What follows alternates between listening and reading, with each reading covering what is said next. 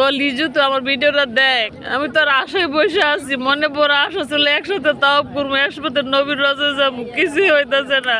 Hello Joynal বাবা, তুই তো একটা ভিডিও দেখ, আমি আবু জাহেলের বাড়ির সামনে, নবীজি বাড়ির সামনে দুই পাকায় মারে আসি, 2 দিন ধরে খাই নাই, গোসল নাই, আমি তাওয়াফ করে খালি বসে আছি, সাফা মারাও যাইতে পারি নাই। আমার এই ভিডিওটা দেখিয়া আমার এখান থেকে নিয়ে যাও বাবা।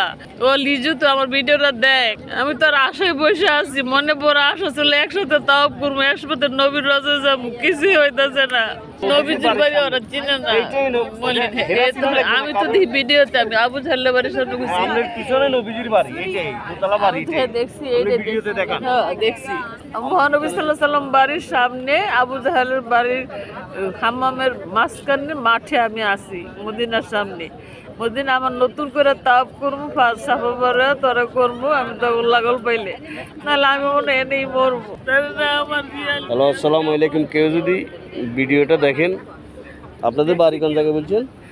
বাড়ি 6 নম্বর, না, ঢাকা 6 নম্বর ওনাদের বাড়ি। ওই সাইডে যদি কেউ ভিডিওটা দেখেন, একটু ভিডিওটা শেয়ার দিয়েন, আর যদি ওনাকে চিনেন, ওনার লোক কারা, ওনাদেরকে একটু ফোন দিয়ে জানায়েন। উনি হারাই গেছে বলে গত 2 দিন আগে কাবাতে তাওয়াফ করতে আসে। এখন ওনার কাছে হোটেলের কার্ডও নেই, ফোনও নেই, উনি হোটেলের নামও বলতে পারে না। ওনাকে যে কোনোভাবে সহযোগিতা করে হোটেলে পৌঁছানো, এটা পাইতেছি না।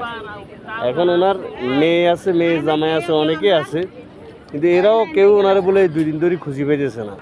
ওনার যদি কোনো গার্ডিয়ান দেখে, তাইলে ওদেরকে জানাইলে আমি ওনারে একটা জায়গায় বসে রাখছি, নবীজির বাড়ির সামনে দিয়ে বসে রাখছি, বলছি এই ঠিকানার উপরে আপনারা সহজে পাইব।